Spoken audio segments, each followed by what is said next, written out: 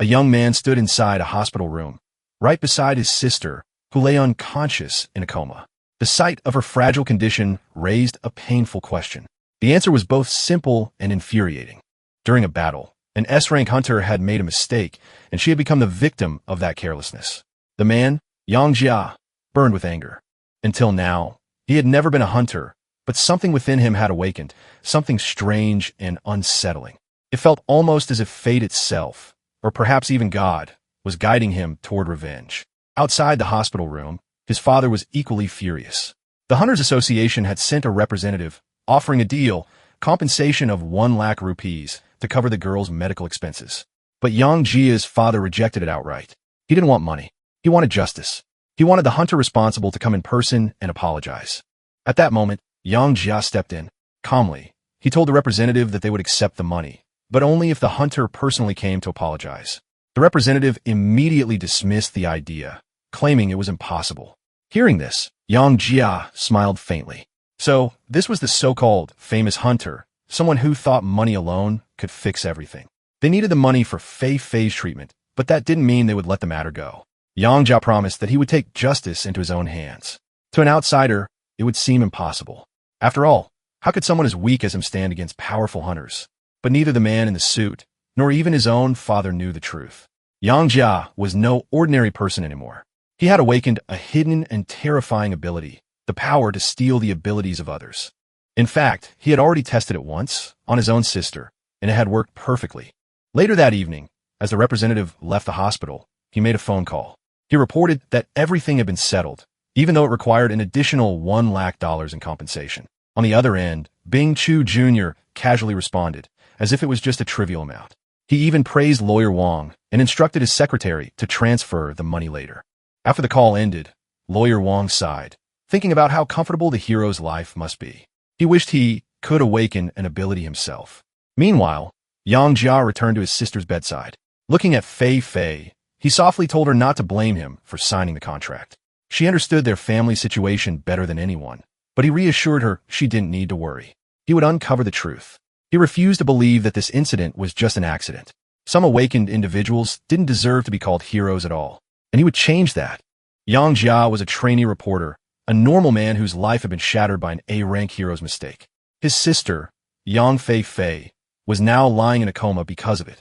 To carry out his plan, he distanced himself from his parents and moved to the Mingyu area. After settling into his new apartment, he was greeted by 2 girls. One of them introduced herself cheerfully as Ding Luan. The other, sitting on the sofa, was Jay. There was also a 3rd roommate who hadn't returned yet. Ding Luan asked for his name, and he introduced himself as Yang Jia. She suggested they celebrate having a new housemate, but Jay mentioned that the 3rd roommate was a student who would be at the library tonight, so they could go without her. However, Yang Jia declined. He had just arrived and felt exhausted. All he wanted was rest. He entered his room, lay down on the bed, and pulled out his phone. A video of heroes fighting monsters had gone viral, and countless explanation videos about abilities had surfaced afterward. Although he couldn't recall exactly when it began, dark portals had suddenly appeared all over the world. From these portals, monsters emerged and attacked humanity. The only reason the planet survived was because of people with special abilities, those who were called heroes. To prevent misuse of these powers, a law had been passed. Only hunters who passed official tests and received a hero certificate were allowed to use their abilities. Yang Jia opened a specific video, the one where his sister had been injured. After watching it carefully, he sighed. So far, he hadn't found anything suspicious, but he decided he would analyze it again tomorrow. Then he checked the time. It was already 2:30 in the morning. Startled, he realized he needed to brush his teeth and shower quickly, since he had a busy day ahead. As he stepped out of his room, he noticed a drunk girl staggering nearby. He assumed she must be the 3rd roommate. Trying to be polite, he greeted her. The girl, barely conscious, asked if she could use the restroom. Moments later, she rushed inside, vomited, and then passed out in the toilet. Concerned, Yang Jia approached her and asked if she was all right or needed help. But the girl warned him that men shouldn't get too close to a woman in such a state. Unsure of what to do, Yang Jia went to Ding Luan's room and knocked on her door. When she opened it, she asked why he was still awake so late. He apologized for disturbing her and explained the situation, asking if she could help since she was also a woman. But Ding Luan dismissed it casually. This wasn't the first time it had happened. She told him to just leave the girl there and get some rest, since it was already late. With that, she shut the door. Yang Jia realized that he was the only one who could help. He returned to the girl and tried to wake her, but she didn't respond. Apologizing in advance, he gently lifted her into his arms. At that exact moment, a system notification appeared before his eyes. An ability had been detected, brain overload. Yang Jia immediately understood. This girl also possessed an ability. The system provided a detailed description. It was an A-rank ability that temporarily overloaded the brain, greatly enhancing computational power. It had good potential, although its owner seemed unaware of it. After placing the girl on the sofa and covering her with a jacket, Yang Jia observed her quietly.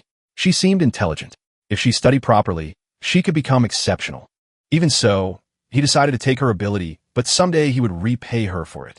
The system confirmed that the brain overload ability had been successfully stolen. Yang Jia then wondered what effect it would have on him. The system explained that both brain overload and his existing mental attack ability belonged to the same category, mental abilities, and asked if he wanted to merge them. Without hesitation, he agreed. The system announced the successful fusion. A new D+ rank ability was born, Superbrain. It automatically launched mental attacks and significantly enhanced his ability to calculate and deduce. However, it was also described as a double-edged sword that needed to be used wisely. After reading everything, Yang Jia realized something important. With this ability, he could analyze the video of his sister's incident far more effectively and uncover hidden clues. The next day, someone knocked on his door. Still half asleep, Yang Jia opened it and found the same girl from last night. She returned his coat, the one he had used to cover her, and thanked him for helping her. She introduced herself as Lin Naishue. Taking his coat back, Yang Jia recognized her. She looked completely different now, calm and innocent, nothing like the drunk girl from before. He told her it was nothing, just a simple act of kindness. He then introduced himself as Yang 11. But suddenly, he remembered something. He had stolen her ability. Even though she didn't seem to notice anything unusual, he felt slightly uneasy. Since he also possessed a pulling type ability, he asked if she felt all right or if anything seemed off. Lin Naishue smiled gently and reassured him that she was fine. She was already used to it, so he didn't need to worry. Just then, a man barged into the room, calling out loudly. He looked at Lin Naishue and teasingly asked Yang Jia if he had started dating someone behind his back. Annoyed, Yang Jia told him to stop talking nonsense and clarified that she was just his neighbor. The man, surprised, introduced himself properly. His name was Fan Peng, Yang Jia's friend and colleague. Lin Naishue greeted him politely, asking him to simply call her Naishue. Fan Peng then began bragging about his own ability.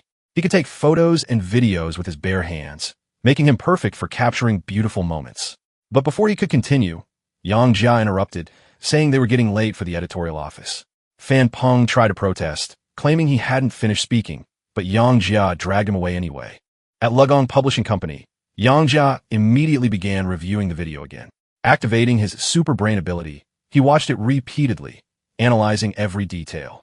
This movement, something about it feels strange, he muttered. But before he could continue, Fan Peng nudged him and teased him for not being interested in flirting with girls, especially someone as beautiful as Lin Naishue. If Yang Jia wasn't going to make a move, he gladly would. Yang Jia dismissed him, saying she was just a neighbor and that his friend shouldn't go too far. Fan Peng laughed, claiming that turning a flatmate into a bedmate was easy, and he could even teach him how. Before the conversation could go further, a loud alarm echoed through the area. A monster had appeared. Both of them jumped from their seats and rushed to the window. And there it was, a one-eyed assassin-type monster. The government quickly issued an announcement urging all citizens to head to the nearest shelter. Heroes were already on their way. Soon, a hero arrived on the scene, reassuring everyone not to panic. After all, the famous B-rank hero, known as Spicy and Sour Noodles, had already arrived. He declared confidently that he wouldn't let anything happen to the city. The crowd erupted with relief and excitement. Their hero had come to save them. Fan Peng zoomed in on the image of the one-eyed assassin and analyzed it carefully. He explained that the monster didn't just possess incredibly strong defenses, it also had a terrifying working in coordination with 18 spider-like entity. Defeating such a creature would be extremely difficult. In fact, he doubted that the so-called superhero, Spicy and Sour Noodles, would be able to win it all. Turning around, Fan Peng began repeating the information to Yang Jia, but Yang Jia was no longer there. Slightly surprised, he muttered that Yang had run off unusually fast. Still, he continued watching from the window, thinking to himself that most people were weak and perhaps it was time to make some money using his own ability. At that moment, another hero arrived on the battlefield, Fiery Butterfly. She approached the scene and asked if help was needed. Spicy and Sour Noodles immediately responded, saying she had arrived at the perfect time and should begin attacking the monster. Fiery Butterfly nodded in agreement. Meanwhile, a live broadcast of the battle had already begun. The hosts were Director G and Mao Huang. Director G commented that Spicy and Sour Noodles was a melee-type hero, but when he first appeared, he had been known for being selfish and narcissistic. Mao Huang, surprised, questioned why Director G would describe such a popular hero in that way. Director G calmly explained that Spicy and Sour Noodles needed to eat a bowl of Spicy and Sour Noodles to activate his ability. Because of this, he usually only appeared after other heroes had already weakened the monster significantly. Then he would step in and finish it off. Mao Huang smiled, saying this was exactly what he expected from Director G, someone who always revealed information others didn't know. Director G told him to stop chatting and focus on a live fight. Back on the battlefield, the battle intensified. Fiery Butterfly asked Spicy and Sour Noodles to step aside, then launched a powerful attack using her flames. The presenters continued commenting excitedly as the fight progressed. Mao Huang confidently announced that the monster was about to be defeated, but Director G immediately disagreed. Mao Huang, confused, asked why. Director G explained that monsters were intelligent, and so far, he hadn't seen even a trace of panic in this one. As Fiery Butterfly stopped her fiery assault, everyone saw the shocking truth. The monster wasn't defeated. It wasn't even injured. Spicy and Sour Noodles then revealed that the monster had evolved. It now possessed a fireproof shield. Fiery Butterfly grew anxious and turned toward him, asking if he could hold out longer. Reinforcements would take time to arrive. At that moment, Spicy and Sour Noodles recalled the conversation he had with his director. He had been warned that his career as a professional hero had reached a critical turning point. If he wanted to rise higher and become one of the company's top stars, he couldn't afford to lose now. A single failure could damage his reputation, and the company might shift its resources to newer heroes. The thought terrified him. He couldn't lose his position. He wouldn't allow it. Determined, he pulled out a strange blue pill and swallowed it. Watching from afar, Yang Jia felt a sense of familiarity. He was certain he had seen that blue pill somewhere before. At that very moment, the monster suddenly grabbed Fiery Butterfly. She screamed, calling for help as she struggled to escape. The live broadcast zoomed in on the horrifying scene, and comments began flooding in. One viewer wrote that everyone already knew Spicy and Sour Noodles could only maintain his peak power for 15 minutes. Another user begged for any hero to come and save her. Fiery Butterfly continued to struggle, crying out that she didn't want to die.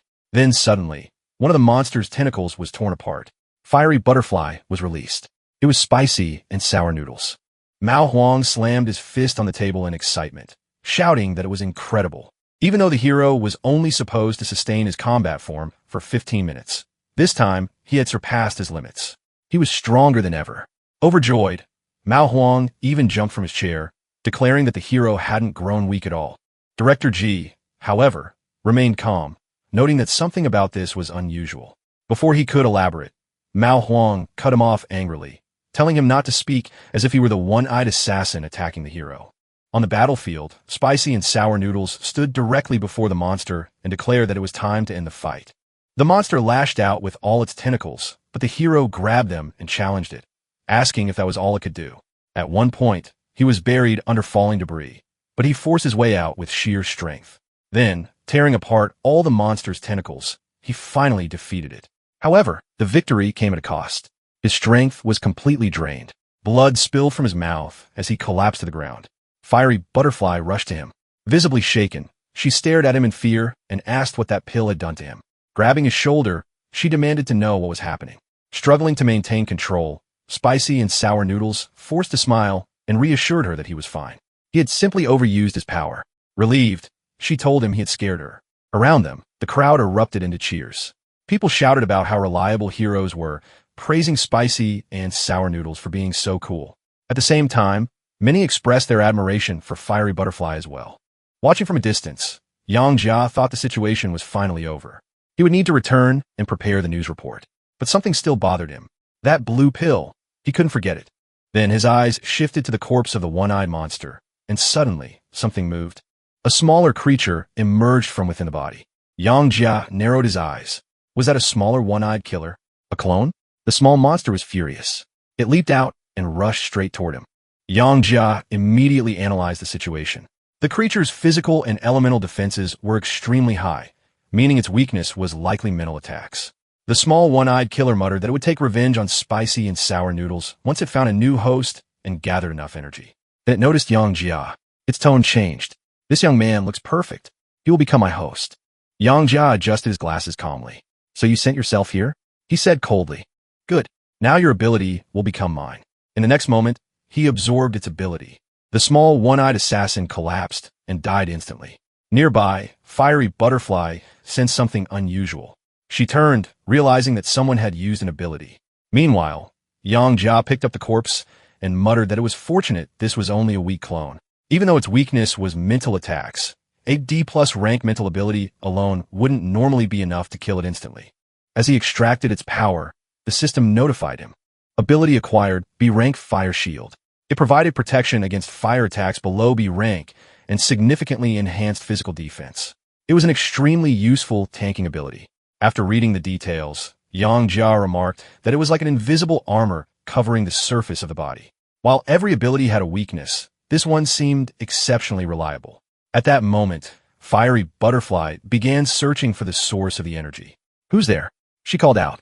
Yang Jia quickly hid behind a nearby building, thinking that it wasn't time for anyone to discover him yet. Fiery Butterfly landed close to his hiding spot, sensing a strong flow of psychic energy. She was certain someone had been there. Then suddenly, a man stepped out from behind the building. Were you looking for me? He asked. It was Yang Jia, now wearing a mask. Startled, Fiery Butterfly asked what ability he had just used and whether he was a hero. She had never seen him before. Without answering directly, Yang Jia tossed the corpse of the small one-eyed killer at her feet and said casually that he was just a passerby who had helped her. She stared at the corpse in shock, realizing it was indeed a clone of the one-eyed killer. In her mind, she was conflicted. This man had effortlessly defeated such a dangerous creature, yet he wasn't a registered hero.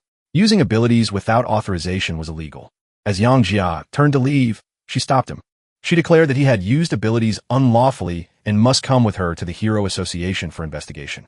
Yang Jia reminded Zhao. Do you really think you can stop me? He asked. Enraged, Fiery Butterfly insisted that his actions violated the law and she had every right to take action against him.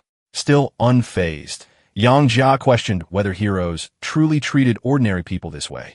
He then caught one of her small fire butterflies in his hand and crushed it. Walking past her, he asked quietly, Now, is it my turn to attack? Fear instantly took over her face. Terrified, she flew back. Yang Jia muttered to himself about spicy and sour noodles and that blue pill. The hero he had seen the other day on the glacier must have used the same thing. Removing his mask, he made a firm decision. He would uncover the entire truth. As evening fell, Yang Jia traveled through Luhansk City by metro, sitting quietly in the subway as his thoughts continued to race. As Yang Jia sat quietly in the subway, he began organizing his thoughts. For now, he decided that he should stop collecting abilities recklessly and instead focus on developing his brain reboot ability. At the same time, he needed to investigate the mysterious blue pill. Just then, a man brushed past him, offering a faint apology as he walked by. A moment later, Yang Jia casually ran his hand over the seat beside him and froze. His backpack was gone.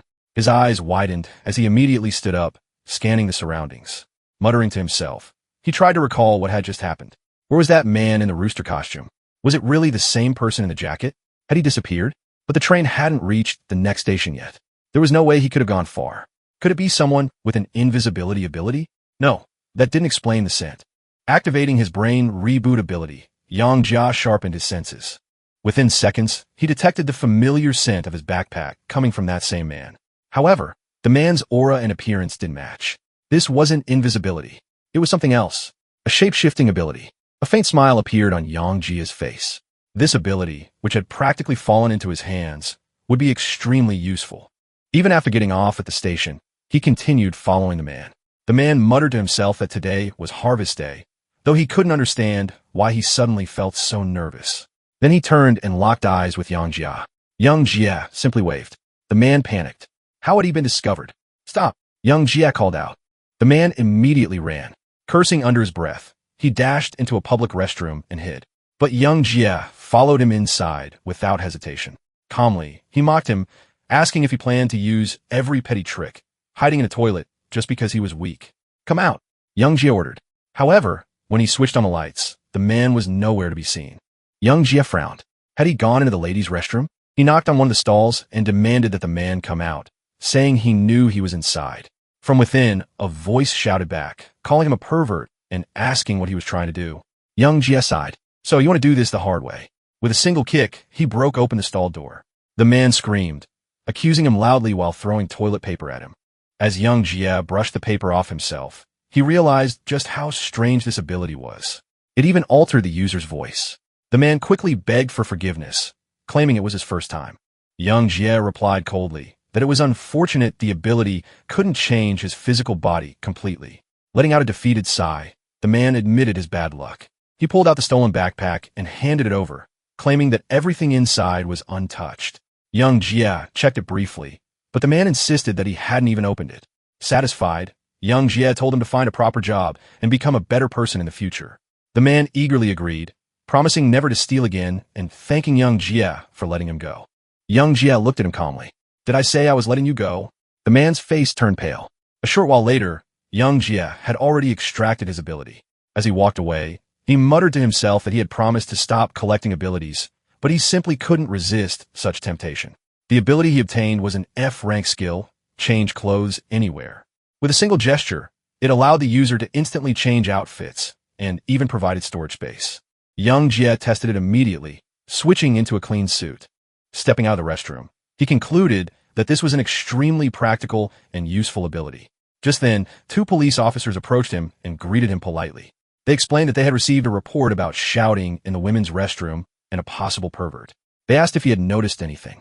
Without hesitation, young Jie told them that he had indeed seen a suspicious individual disguised as someone else behaving strangely. The officers nodded and went to investigate. Moments later, young Jie watched as they dragged the culprit out of the women's restroom. He sighed inwardly. Some ability users truly didn't deserve their powers, but he would change that. 1 week later, young Jie arrived at a location by taxi, where his friend Fan Peng was waiting for him. Waving energetically, Fan Peng greeted him enthusiastically. Finally, you're here. But young Jie remained serious, asking what was so important that it required a phone call. Fan Peng walked up to him, gave him a hug, and excitedly asked him to guess who he had just seen at a nightclub. Young Jie, unimpressed, asked directly. Fan Peng grinned. Your girlfriend, Lin Naishua. He claimed she was working there as an attendant. Young Jie immediately denied it. She wasn't his girlfriend. Then he asked why Fan Peng was even telling him this. By then, they had already reached the club. Fan Peng told him to stop pretending. He could see everything clearly. They entered the club, and Fan Peng led him to a table. At that moment, Lin Naishua noticed young Jie. He felt slightly awkward. Meanwhile, Fan Peng had already ordered a cocktail and decided to lighten the mood. He told young Jie not to be so down. There were plenty of beautiful girls in the world. Since they were in his territory tonight, young Jie should just relax and enjoy himself. He then called over 3 girls. They approached and greeted them politely. Fan Peng introduced them as Li Li, Tian Tian, and Bao Bao, calling them his cute little sisters. Then he introduced young Jie as his best friend, proudly asking if he wasn't handsome. One of the girls immediately sat beside young Jie, praising his looks. Another offered him a drink. At a nearby table, 2 men and 3 women were also present. One of the men complained bitterly about his bad luck. If his brother hadn't taken his McLaren, he wouldn't have lost a race to someone named Gao Jian. Li Yin told him to accept his loss instead of blaming the car. The man, Lu Yuan, was already heavily drunk. He snapped back, mocking Li Yin and suggesting that failing to reach his father had forced him into becoming a bodyguard. Li Yin calmly responded, asking if it was because Lu Yuan couldn't keep his mouth shut. She added that it must be frustrating for someone like Lu Yuan, a normal person, to be limited by a hero of her rank. That comment enraged Lu Yuan. He stood up and slapped one of the girls across the face. Then he began shouting angrily, insulting everyone around him and complaining about the cheap alcohol. The girl fell to the ground, and he poured an entire bottle of alcohol over her. Young Jie saw everything. For a moment, he almost stepped in, but Fan Peng stopped him, warning him not to act recklessly. Lu Yuan was no ordinary person. He was the second son of an A-rank mechanical hero from the Kunlun Company. His bodyguard, Li Yin, was a C-rank hero known as Fiery Fist. But young Jie didn't listen. He simply told Fan Peng to let go. Fan Peng argued that a normal person like him couldn't compete with someone like Lu Yuan. Young Jie replied calmly that he knew. I'm just going to the restroom. Meanwhile, Lu Yuan had already sat back down, surrounded by 2 girls. He hugged them arrogantly, saying that now they knew how to apologize. Then he ordered them to beat the girl who had been attacked, promising to forgive them afterward. At that moment, one of the men began pouring alcohol into Lin Naishue's shoe. Suddenly, a masked figure appeared, Young Jie. Without hesitation, he struck the man. Then he turned toward Lu Yuan and said calmly, "I heard the son of a mechanical hero was here." Lu Yuan, too drunk to respond properly, staggered in his seat. His bodyguard, Lien, stepped forward instead and demanded to know who he was. Lu Yuan laughed drunkenly, assuming it was just another fool looking for death. Young Jie replied that he was simply someone who wanted to make a deal. "What kind of deal?" Lu Yin interrupted, suggesting it was time for them to leave. But Lu Yuan angrily threw a bottle at him, ordering him to step aside. Someone wanted to negotiate, and he intended to hear it. Frustrated, Lien placed a hand on Lu Yuan's shoulder, telling him to rest while he handled the situation. Young Jie sat calmly on the sofa, holding a glass of alcohol. Looking at Lien, he asked, "Do you want to attack me?" He added that he usually disliked violence, but Lien had interfered with his conversation. Setting the glass down, he stood up. "I guess I'll have to teach you a lesson. Lien Smirka. Let's see who teaches who." His fists ignited with flames as he prepared to attack, declaring that Young Jie had chosen the wrong day to provoke him. Young Jie observed calmly. A C-rank fire elemental attack. A crowd quickly gathered around them. Some whispered in awe at Young Jie's courage. He was challenging someone connected to an A-rank hero. Nearby, Lin Naishue was being helped by others as they cleaned the spilled alcohol. Voices in the crowd murmured with curiosity. Some wondered why the fight had started. Others questioned whether the masked man, whose mask oddly resembled a chicken, could actually defeat Fiery Fist. Without warning, Li Yin lunged forward, his flaming fists aimed directly at Young Jie. But as he approached, he hesitated. Why wasn't Young Jie dodging? Was this a trap? Still, he pressed forward, mocking him. "Fool! Since the day I became a hero, no enemy has ever survived this attack." Li Yin launched his attack without hesitation. The crowd immediately panicked, with someone shouting that Young Jie would surely be burned alive. But when the flames finally subsided, everyone was stunned. Young Jie was still standing there, completely unharmed. Even Li Yin was shocked, unable to comprehend how he had taken the attack without a scratch. In the next moment, Young Jie used a mental attack. Li Yang Kuyapsha instantly unkunsios. Seeing this, Lu Yuan jumped up in shock, shouting that Young Jie was incredibly strong. The so-called fiery boxer had been defeated in a single move. After securing his victory, Young Jie calmly used his extraction ability once again. This time, he obtained an A-rank ability, Flame Strike. It allowed him to generate flames from his hands, an extremely powerful and effective skill. By now, the entire crowd had already fled, leaving only Lu Yuan behind. Terrified, Lu Yuan finally sobered up slightly. Looking around, he muttered in confusion, wondering how Li Yin had lost so quickly. Realizing he had no other choice, he turned to Young Jie and nervously asked about the deal. "How much money do you want? I can transfer it right now." But Young Jie ignored him. Instead, he grabbed Lu Yuan by the throat. Gasping for air, Lu Yuan shouted that Young Jie had no idea who his father was. Young Jie replied coldly, "Your father is a mechanical hero, so what?" Lu Yuan threatened him, saying that if he was killed, his father would never let Young Jie go. Pulling him even closer, Young Jie said calmly, "I'm not going to kill you." Then with a chilling tone, he added, "But do you know what I want to offer you?" Struggling to breathe, Lu Yuan asked what he meant. Young Jie released him and asked a simple question, "Do you want ability?" Lu Yuan froze, stunned. "What? Ability?" Young Jie threw a piece of paper toward him. "If you want it, come alone to this address in 7 days. With that, the matter was settled. Later, Young Jie called Fan Peng. Fan Peng sounded worried, saying he thought Young Jie had disappeared. He asked why he hadn't called. Young Jie replied calmly that the bar had been too noisy, so he had stepped outside for some air. Then he asked what was going on. Fan Peng excitedly said that Young Jie had missed an incredible show. He was on his way to meet him and would explain everything. He even suggested grabbing barbecue together. Young Jie agreed, saying he could eat anything. As he ended the call, he thought to himself, the first part of his plan was complete. Now, he just had to wait for Lu Yuan to take the bait. If things went as expected, he could begin investigating the Kunlun company from within. He silently promised his sister, Fei Fei, that he would soon uncover the entire truth.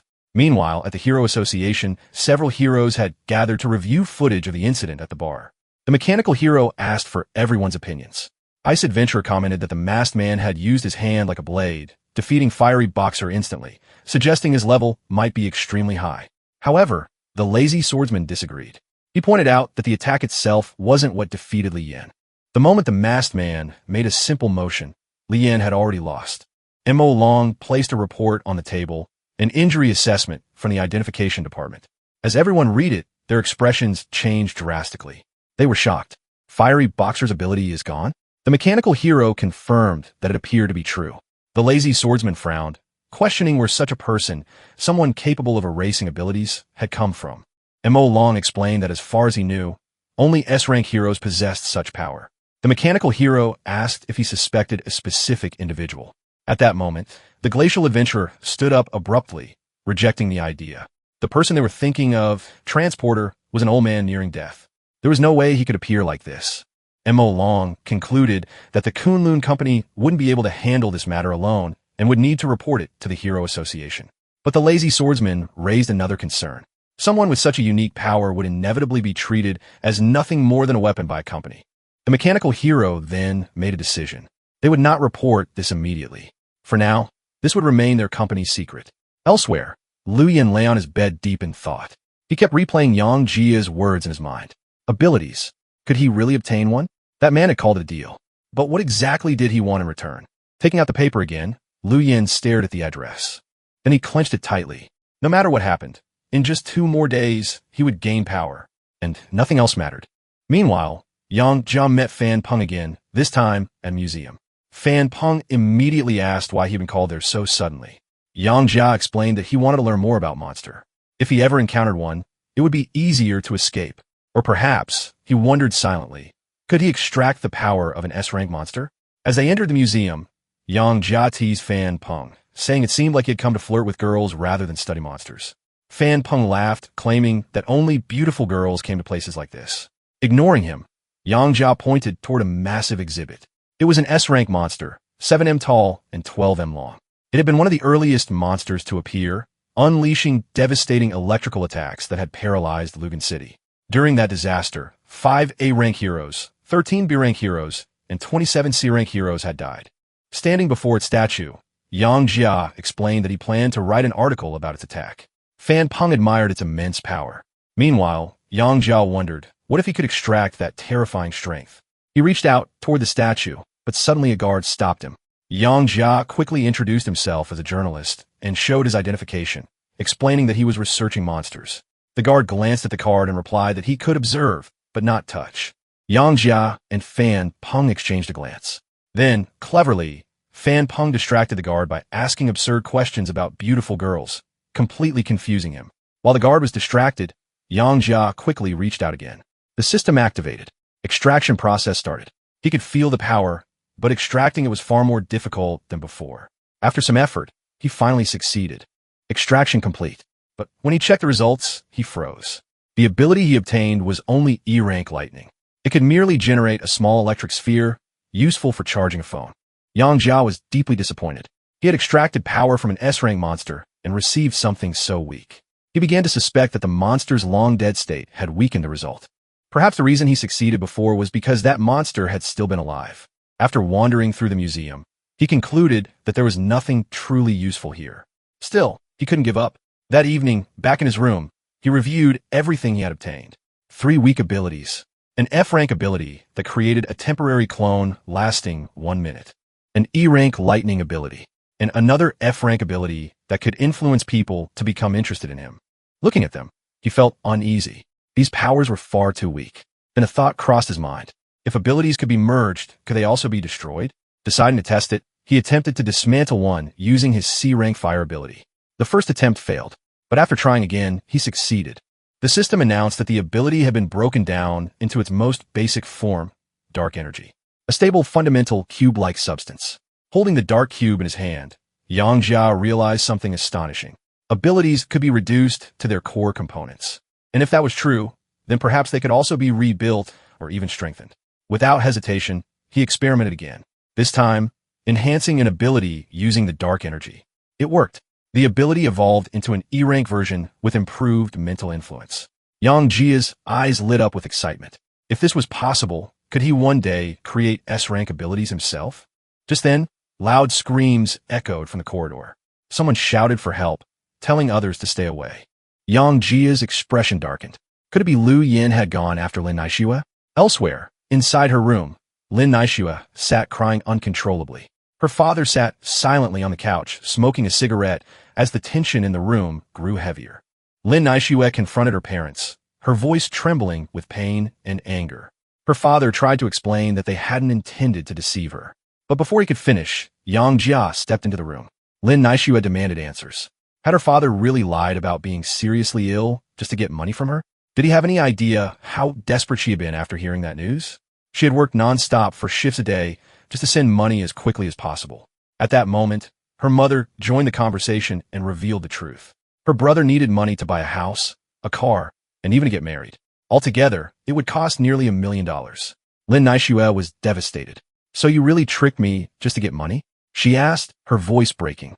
Her father tried to justify it, saying they thought she would do what she could first and they would find other ways later.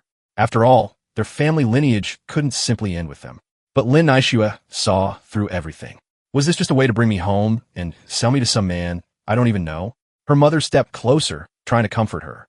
She insisted that the man wasn't bad, that he was honest and would treat her well. That was the final straw. Lin Naishue snapped.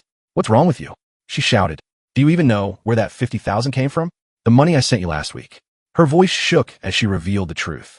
She had been working as a bartender. And more than that, she had become an escort. Her parents were horrified. Her father stood up in rage, accusing her of disgracing the family. In his anger, he raised his hand to strike her. But Lin Naishue didn't back down. "Go ahead and hit me," she said bitterly. "Those clients have already hit me harder than you ever could." Before the situation could escalate, Yang Jia stepped in and stopped him. He told her father that everything could be discussed calmly. After all, she was still their daughter. But her father, blinded by anger, demanded to know who Yang Jia thought he was interfering in their family matters. Yang Jia observed him carefully. There was no regret in his eyes. However, when he glanced at Lin Naishue's mother, he sensed something different. Regret. That was enough for him. Deciding to intervene, Yang Jia activated his C-rank human control ability. Almost instantly, Lin Naishue's mother stepped forward and struck her husband, shouting that enough was enough. She blamed him for pushing their daughter into such a life. Then she embraced Lin Naishue tightly, apologizing through tears, saying that no matter what, she was still her precious daughter. Her father finally fell silent. After a long pause, he sighed and admitted his mistake. He declared that from now on, the brother would earn everything himself. Lin Naishue, still emotional, said that it was enough as long as they understood their mistakes now. After all, who in this world wouldn't feel guilty for hurting their own family? Hearing her words, Yang Jia was reminded of his own sister lying in the hospital. The next morning, Lin Naishue accompanied her parents to the railway station to see them off. She told them to take care, promising to visit during the new year. Her mother smiled gently and reminded her to take care of herself and to stop doing dangerous or foolish things. After they left, Lin Naishue turned to Yang Jia and thanked him sincerely for his help. Yang Jia handed her a cup of coffee and said he hoped her brother would come to his senses. That would be far more valuable than any money she could send. Lin Naishue smiled mischievously and asked him to come closer. Confused, Yang Jia leaned in slightly and she kissed him on the cheek. Blushing, she thanked him once again. That night, Yang Jia put on his suit and headed out again. He arrived at a monster corpse processing center, a heavily guarded facility filled with the remains of monsters. For him, this place was a gold mine. It would allow him to acquire new abilities far more easily. However, getting inside wouldn't be simple. As a large transport vehicle passed by, Yang Jia slipped underneath it, holding on tightly, but he soon realized he wasn't alone. A girl was already there. She signaled him to stay quiet. Yang Jia was surprised. Was she also trying to infiltrate the facility? He greeted her casually, calling it quite a coincidence, but the girl didn't seem pleased. She sarcastically replied that her luck must be terrible to run into someone like him.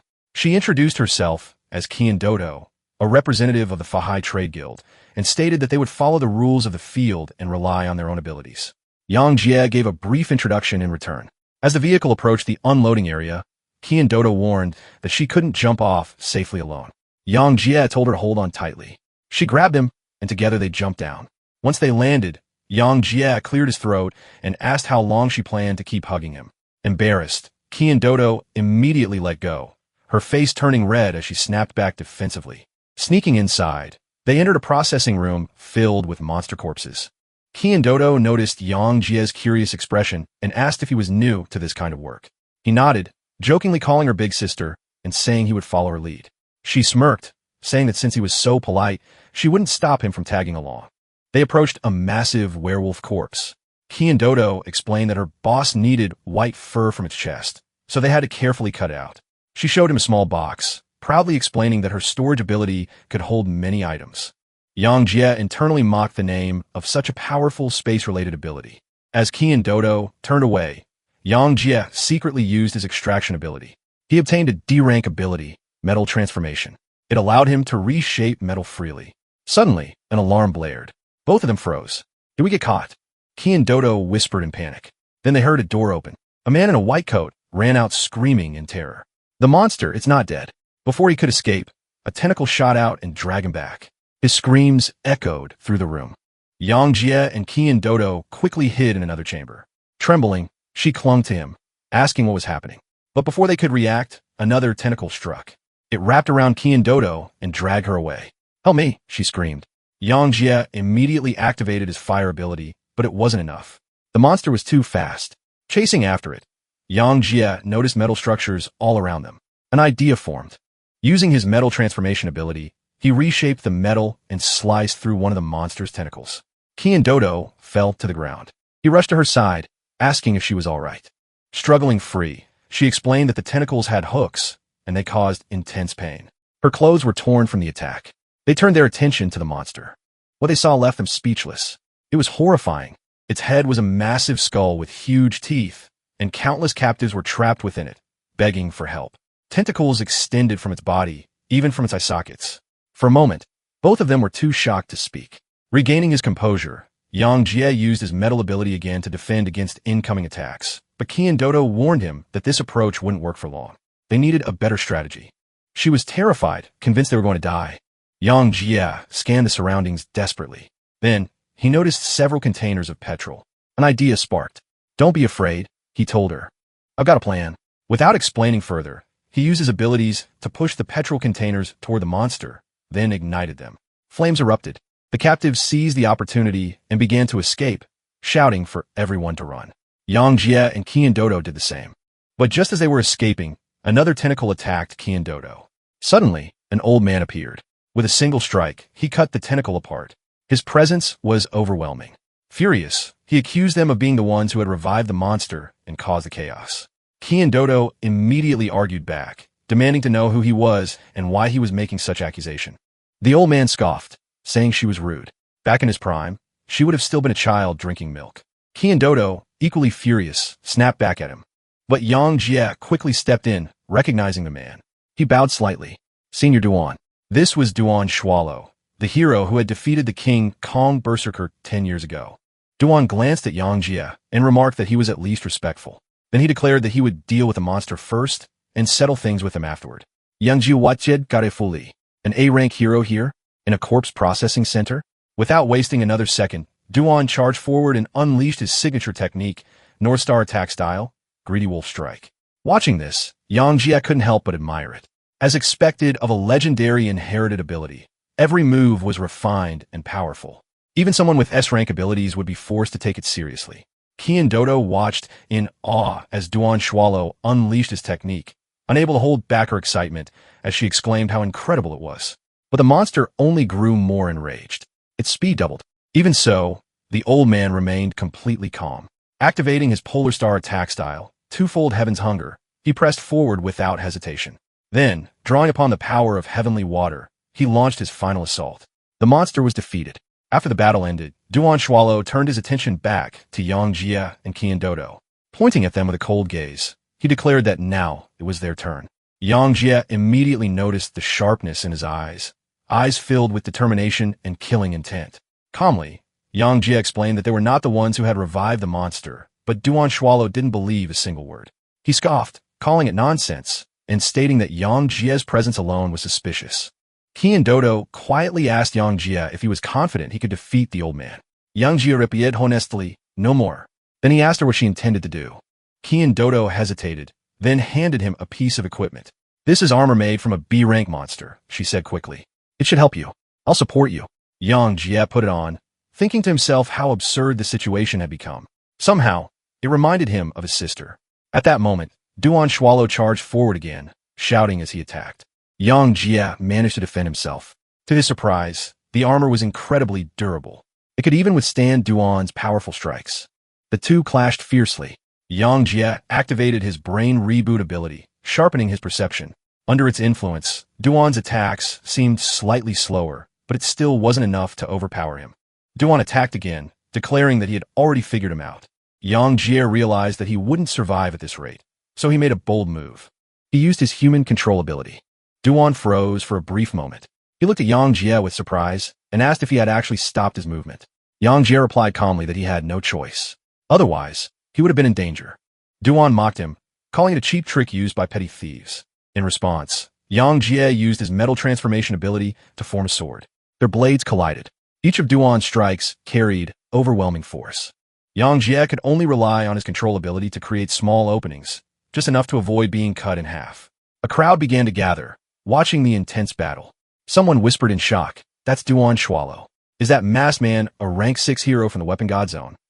Hearing this, Yang Jie silently wondered, "Weapon God? What was that?" Suddenly, Duan stopped. After observing Yang Jie closely, he lowered his weapon and told the crowd to leave the area. He had something important to discuss. Some people hesitated, but Duan's anger flared instantly. "Didn't you hear me?" he barked. Terrified, the crowd scattered immediately. He and Dodo glanced at Yang Jie and said she would wait for him outside. Now alone, Yang Jie asked Duan what he wanted to say. Duan looked at him and spoke calmly. "I know you're not a weapon god. Your techniques don't match theirs. Only your metal ability resembles that level." He continued, saying that despite that, Yang Jie possessed multiple abilities, which already made him extraordinary. Someone like him wouldn't come to a place like this just to steal fur. Then Duan asked, "Did you come here searching for the secrets of this world?" Yang Jie was confused. What secrets? But instead of questioning him directly, he decided to play along. "Yes," he answered. Duan laughed. "You're young and ambitious. Good. Someone like you deserves to know." He placed a hand on Yang Jie's shoulder and revealed the truth. The real purpose of the corpse processing center was to open a one-way tunnel to the monster world, a white hole. Yang Jie was stunned. Duan continued. 15 years ago, a white hole had successfully been opened in Luogan City. The Hero Association had sent a team of high-ranking heroes into the monster world on a special mission. Duan himself had been part of that team, but it ended in disaster. Many S-rank heroes died. Only 3 people, including Duan, managed to return alive, and they survived only by risking everything. He explained further. These corpse processing centers were deliberately built in the weakest points of the planet. By continuously burning monster corpses in those locations, they could maintain and expand white holes that connected to the monster world.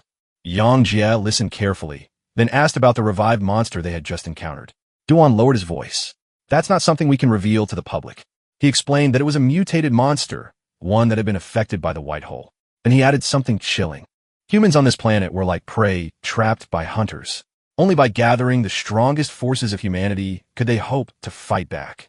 After revealing everything, Duan turned away and told Yang Jie to leave. No matter which organization he belonged to, he should remember one thing. To the day, inside an office building, a woman reported to the director that Duan Shirao had acted recklessly by revealing such secrets. The director remained calm. Even if he hadn't said it, other organizations would have discovered it sooner or later. Secrets like this can't be hidden forever. She then informed him that a video conference from headquarters was ready. During the call, it was revealed that over 25 participants had already gathered. The condition for discussing a Category S case had been met. They needed to decide, should they reveal the truth to the Hero Association? Meanwhile, Yang Jia returned to the hospital to visit his sister, Yang Fei. Looking at her, he quietly asked what she knew. He had learned a bitter truth that day. Elsewhere, people whispered about the earlier battle, wondering if Yang Jie had truly fought Duan Shirao. Qian Dutu approached him and asked if he was all right. Yang Jie knew he couldn't reveal his abilities, so he simply said he was fine. Then he asked her to look into his eyes. Confused, she asked why. In that moment, Yang Jie activated his human control ability. He commanded her to forget that he had used fire and metal abilities. Instead, she would remember only that she had given him the armor and that he owed her 10,000. With a snap of his fingers, the effect was complete. Qian Dutu blinked, then smiled in relief, saying she was glad he was safe. Later, Yang Jia sat with his sister and told her everything. He even mentioned Qian Dutu, describing her as someone similar to her, kind and fond of money. He silently vowed that after avenging her, he would find a way to awaken her. That evening, back in his room, Yang Jie used his metal transformation ability again. This time he created something new, a star absorption ring. Then he prepared another plan. He couldn't reveal his true strength to others, so he would create a separate identity. Using his abilities, he crafted a new set of clothing, a persona called Snake. This identity would have different powers, C-rank lightning and fire-based attacks. It would appear as though he was part of a larger organization, an organization called Judges. Their purpose? To punish corrupted heroes. With everything ready, Yang Jie went to meet Lu Yuan. When he arrived, Lu Yuan was asleep. Without hesitation, Yang Jie kicked him awake. Startled, Lu Yuan lashed out in anger until he realized who it was. Immediately, he apologized, saying he had been tired. Yang Jie thanked him for coming, noting that he had clearly believed his offer. Lu Yuan eagerly called him boss, saying that if Yang Jie could grant him power, he would give him anything. Money, status, even women. Yang Jie pushed him away coldly. I'm not interested in that. Then he said, gaining power is simple. Just look into my eyes. Lu Yuan agreed. Yang Jie activated his human control ability and commanded him to reveal everything he knew about the blue pill, but nothing happened. Lu Yuan remained silent. Yang Jie frowned. Had it failed? He tried again, ordering Lu Yuan to slap himself.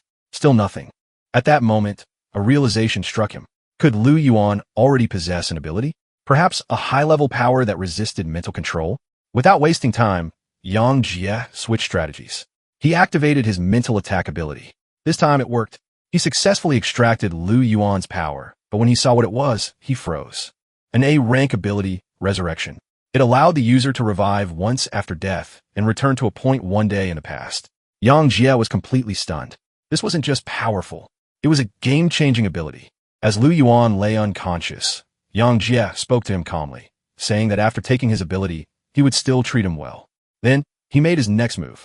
He decided to place a special pearl inside Lu Yuan, a pearl he had obtained from the corpse processing center. Once it was done, he ordered Lu Yuan to wake up. Lu Yuan suddenly jolted awake and immediately demanded that Yang Jie give him power. But then he paused, confused. When did I fall asleep? He asked. Yang Jie brushed it off casually, saying he had simply been too tired. Then holding up his hand, Yang Jie showed him a ring. Have you seen this? He asked. Lu Yuan nodded. Yang Jie explained that it was a star absorption ring, created by his organization. It could extract power factors from others. Lu Yuan was stunned. Can it really do that? Yang Jie continued, explaining that the organization used special methods to turn those power factors into medicine that could grant abilities even to ordinary people. He then took out a bottle and tossed it to Lu Yuan. Lu Yuan stared at it suspiciously. What's in this? Are you trying to trick me? Yang Jie simply replied, drink it and you'll find out. For a moment, Lu Yuan hesitated. Could it be poison? But then he reasoned. If Yang Jie wanted to kill him, he wouldn't go through all this trouble. So, he made up his mind. He drank it. Yang Jie smiled faintly, telling him that he would soon understand the power of the medicine. Suddenly, Lu Yuan's body began to change. He screamed in agony, shouting that his entire body felt like it was burning. Yang Jie watched calmly. In truth, it had nothing to do with the medicine. He was controlling the pearl from a distance. For a brief moment, Lu Yuan transformed into a werewolf. What is this? He shouted in shock. Yang Jie explained that it was a transformation ability and asked how it felt. Still confused, Lu Yuan compared it to his brother, who could transform into a dragon. Was he stronger or weaker? Yang Jie answered bluntly. His brother had an E-rank ability and Lu Yuan only F-rank. Lu Yuan was furious. F-rank. Yang Jie cleared his throat and reassured him that since he had just joined the organization, he could only be given an F-rank ability for now. Lu Yuan looked devastated, almost on the verge of tears. Watching his reaction, Yang Jie couldn't help but think, even as a werewolf, Lu Yuan somehow looked like a foolish and oddly cute husky. Then Yang Jie added that since they would be working together, he had upgraded it to E-rank. Hearing this, Lu Yuan's mood changed instantly. If the organization could upgrade abilities like this, didn't that mean he could one day surpass even his father? Overwhelmed with excitement, Lu Yuan hugged Yang Jie tightly, calling him father and begging him to upgrade it to a rank. Struggling to free himself, Yang Jie frowned. Who are you calling father? Lu Yuan quickly corrected himself, calling him godfather instead. Yang Jie sighed and told him that even if he used such titles, the organization had strict rules. Lu Yuan could only rise if he achieved enough merit. Lu Yuan accepted this eagerly, praising the system. Then he asked about the organization itself. Yang Jie told him to listen carefully. Their organization was called Judges. It was founded by a single powerful individual. Beneath the boss were 12 zodiac leaders. Yang Jie himself was one of them, the rooster. Lu Yuan was shocked. If you're just one of the leaders, how strong is the boss? Yang Jie told him not to even try imagining it. The boss was not someone who showed himself easily. He was mysterious. Eager to prove himself, Lu Yuan asked how he could earn achievements quickly. Yang Jie replied that it was simple by completing tasks assigned by the organization, and he already had one for him. Using his identity as the young master of the company, Lu Yuan needed to investigate something, the blue pill. Lu Yuan asked what kind of pill it was. Yang Jie explained that it appeared to enhance a person's abilities, and that was exactly why he was interested in it. Lu Yuan's eyes lit up. If such a pill truly existed, it would be incredible. But Yang Jie warned him not to get any dangerous ideas. A hero had already used it once and had accidentally harmed an innocent person. Lu Yuan nodded, saying he understood. Then he asked, who was it? Yang Jie answered calmly, an A-rank hero from their company, Glacial Adventurer. Lu Yuan was shocked. That guy? He always looked so cool. Yang Jie told him that once he gathered enough information, they would meet again. And at that time, he would reward him with a D-rank ability. Lu Yuan agreed immediately. As Yang Jie walked toward the exit, he suddenly stopped. There was one more thing. The medicine only lasts for 1 week. Lu Yuan froze. That meant he had very little time. The next day, Yang Jie was walking through the city when something caught his attention, a public notice. He stepped closer to read it. Someone was searching for a person described as a man in a black robe with a white mask. If anyone had information, they were to contact Tan Daodu. Her phone number was listed. Yang Jie was stunned. Without thinking, he tore the notice down and walked away, muttering to himself. He hadn't expected that girl to have such resources. As he turned a corner, he noticed a group of people approaching. Among them, Tan Daodu. But something seemed off. Curious, Yang Jie decided to follow them quietly and listen in. Soon, 3 individuals surrounded Tan Daodu. She demanded to know who they were. One of them told her to listen carefully and return their young master's sword. Confused, she denied knowing anything about it. But the masked man in the group lost his patience, accusing her of tricking their young master. She had exchanged his sword for fake jewelry. Another warned her that if she wanted to live, she should hand it over immediately. He didn't Nearbi, Young Listenet Garefuli. Muramesa, an S-rank weapon. Could it really be in her possession? Meanwhile, Tan Daodu realized something. If the sword was truly that valuable, she wasn't going to give it up easily. She pulled out a small box and began acting again, pretending ignorance. Yang Jie couldn't help but think how weak her excuse sounded. Anyone could tell she was lying. The tension escalated. One of the attackers activated a 3-knife army-style ability, while another used doppelganger shadow style. Yang Jie immediately recognized them, inherited abilities and likely above C rank. But Tan Daodu didn't back down. He pulled out a weapon, a katana, and then suddenly threw it away while laughing, declaring that once something belonged to her, she wasn't obligated to return it. At that moment, the female attacker stepped forward.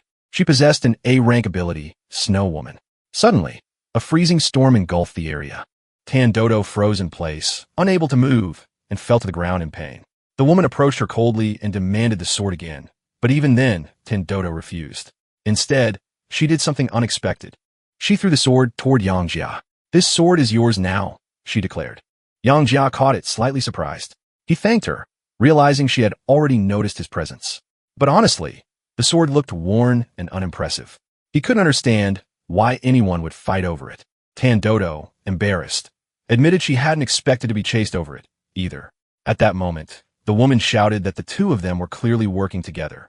She ordered her men to capture Yang Jie. Instantly, 4 men surrounded him. One of them lunged forward, attacking while hurling insults. The battle was about to begin, and Yang Jie suddenly realized something was wrong. The sword he was holding was draining his mental energy. His body began to move on its own. Is my body acting by itself? He wondered in shock. Without even trying, he swung the blade, and the man in front of him was cut cleanly into 2 pieces. Yang Jie froze. What the hell is happening? He muttered. Before he could process it, another attacker lunged at him from behind. But once again, the sword moved almost instinctively, neutralizing the threat. The man collapsed to his knees, begging for his teacher to save him. Yang Jie soed no hesitatian. He extracted the man's ability. It was a C-rank ability, 3-sword style, Sun and Moon. As he absorbed it, the female attacker activated her power and launched an attack toward him. Yang Jie immediately realized at this rate, he might be forced to use his resurrection ability. But just then, a sudden green light illuminated the entire sky. Everyone was stunned. What is that? People shouted. Yang Jie narrowed his eyes. Is that the light of despair? Even Kian Dodo was shocked. Is that the lazy swordsman? Alongside him appeared another hero. Mo Long stepped forward and addressed the girl, saying that while her group's actions in the 6th region was unacceptable, the girl responded coldly, saying they were simply reclaiming what was rightfully theirs, and that others were misusing power. Kian Dodo pointed at her angrily, declaring that the sword had been given to her by her master, and now belonged to her. The girl quickly assessed the situation. 2 high-ranking heroes had arrived. She couldn't win, but she didn't show any fear. Instead, she continued using her freezing ability and turned toward the heroes. If you return what belongs to us, I'll leave Lugon City and spare my life, she said. Mo Long laughed. No one said you could leave. He made it clear that the 1st region wasn't a place one could enter and leave freely. Then he turned to Lazy Swordsman, stating that the girl was his responsibility, while he himself would test Yang Jia's abilities. Lazy Swordsman warned him not to go too far, as the company intended to recruit Yang Jia. But Mo Long had already stepped forward. Yang Jia raised a sword to defend himself, but the moment Mo Long struck, Yang Jia was sent flying backward. Kian Dodo gasped in concern. Mo Long looked unimpressed. Is that all you've got? Meanwhile, the girl activated her absolute zero ability. At the same time, Lazy Swordsman unleashed his wind-based sword technique, deflecting her attacks and striking her down. However, he calmly stated that he hadn't actually killed her. Kian Dodo protested, insisting she had clearly fallen, but Lazy Swordsman shook his head. It was just an illusion. She escaped. Soon, they noticed something else. Yang Jia was gone too. In reality, Yang Jia had hidden himself behind a nearby building, cursing the sword. It had drained nearly all his energy. How was he supposed to survive now? Then a thought struck him. If this sword came from a monster, could he extract an ability from it? Without hesitation, he tried. The system responded, extraction successful. He gained 2,500 units of dark energy. Then, breaking the sword down into black cubes, he realized something important. Even though he couldn't extract a direct ability, the material itself provided a massive amount of dark energy. If the sword originated from an S-rank monster, then these cubes were incredibly valuable. Thinking ahead, he asked himself, what kind of power would he need to face something like a dragon? Taking an ability sphere, he activated the system. The result, D-rank ability, metal transformation. But he didn't stop there. He tried again. This time he succeeded. An A-rank ability, metal control. Within a radius of 1,000 m, he could control all metal up to a maximum weight of 100,000 tons. The system even described it simply. He had become something like an Iron Man. At that moment, the girl sensed the change. Yang Jia could now feel everything, cars, buildings, structures, every piece of metal around him. Finally, he had the power to truly fight. Just then, the girl attacked him from behind, but Yang Jia sensed it instantly and deflected her attack. She continued attacking relentlessly, but every strike was pushed back effortlessly. Fear began to creep into her eyes. How is this possible? She whispered. Yang Jia stepped forward and grabbed her. She demanded that he let her go, but he remained calm. He even added, almost casually, that he tended to be gentler when dealing with women. Before she could react, Yang Jia used his extraction ability. He took her power, an A-rank ability, Snow Woman. It allowed the summoning of a snow entity for combat, or even merging with it to enhance the user. Yang Jia found it interesting, but still treated it as just another ability. The girl reverted to her original form and collapsed. Yang Jia picked her up. At that moment, Lazy Swordsman and Mo Long appeared again. Mo Long looked at Yang Jia suspiciously, asking if he was truly the same person who had been thrown away earlier. Lazy Swordsman also noticed something. His aura had changed. Yang Jia placed the unconscious girl down and calmly stated that she wasn't just a passerby. She was the Snow Woman, and he had already dealt with her. Mo Long grew angry. Are you mocking me? How could someone like him defeat such a being? Yang Jia reminded Zhao. If you don't believe me, you could try. He then asked, which one of you wants to go first, or will both of you attack together? At that moment, a live broadcast reporter went on air. Shocked by what he was witnessing, was this man really challenging 2 A-rank heroes alone? Viewers were stunned. Some even began admiring him. Others called him terrifying. Mo Long, however, refused to team up. If we fight together, we'll lose our dignity as A-rank heroes. Yang Jia Siget. What a pity. A 1 versus 2 fight would have been interesting. Mo Long turned to Lazy Swordsman, saying that to defeat an enemy, one must understand them. But Lazy Swordsman ignored him. He was already stepping forward. Before attacking, Mo Long noticed something, the ring on Yang Jia's hand. It looked unusual. Perhaps it was connected to the disappearance of abilities. He warned his partner to be cautious, But Lazy Swordsman simply replied that he wanted to see how Yang Jia had defeated the Snow Woman. Then he attacked. Yang Jia blocked the strike, and in an instant moved behind him, launching a counterattack. But Lazy Swordsman reacted just as quickly, blocking it with his blade. Yang Jia realized something. That sword, it was made from monster materials. It counted as metal. But aside from that, Lazy Swordsman himself carried nothing else metallic. In a prolonged fight, Yang Jia would lose. He needed more power fast. Without hesitation, he combined two abilities, the E-rank Snow Woman ability and the E-rank Human Control ability. The result, a new E-rank ability, Control of Puppets. It could manipulate E-rank targets with deception and brainwash targets below B-rank. It also allowed him to inhabit a puppet's body durations. Yang Jia Smirket, a shameless ability, indeed, but useful. Just then, Lazy Swordsman shouted, asking what he was doing in the middle of a fight. Yang Jia calmly replied, "Don't be so impatient." Then he activated his new ability. Suddenly, Lazy Swordsman saw something, a woman, his sister. She stood before him, asking if he would really point his sword at her. He froze. When the illusion broke, he staggered back in shock. Was that a mental ability? Do you really have dual abilities? Yang Jia replied calmly that he had realized his weakness long ago. Even someone like Lazy Swordsman, with powerful wind-based techniques, had a weakness. Fury overtook him. He charged forward again, shouting that he knew it was his late sister, and he couldn't bring himself to strike her. But he was already exhausted. The crowd watched in disbelief. Some shouted for him to get back up. Others whispered, "It's over." Lazy Swordsman had been defeated. And now, all that remained was one final hope. Could the evil dragon defeat Yang Jia? The crowd was in complete shock. One man openly admitted that after seeing Yang Jia defeat the Lazy Swordsman so quickly, he had practically become his fan. Meanwhile, the live broadcast host continued reporting, describing how the Lazy Swordsman sat on the ground in disbelief. He pointed out that although the swordsman had been cautious of Yang Jia's metal abilities, he had never expected him to possess a hidden mental ability as well. The Lazy Swordsman's hands trembled uncontrollably. It was clear the outcome had already been decided. Nearby, Kian Dodo stood beside a reporter and called out to Yang Jia, praising him. She admitted she had thought he would die, but if that had happened, who would return her 10,000? Yang Jia couldn't help but think, is someone seriously complaining about money right now? Mo Long walked over to the defeated Lazy Swordsman and told him he had done well. After all, he had forced Yang Jia to reveal his trump card.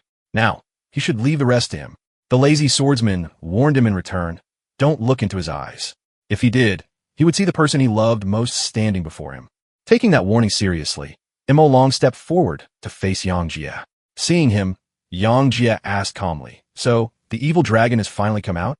Mo Long, known as the evil dragon, replied that this battle was necessary and proposed a wager. Yang Jia found it interesting and asked what he was offering. The evil dragon said that if he lost, he would reveal the secret behind the ring. Yang Jia smirked, "If you can take it yourself, then try." At the same time, Yang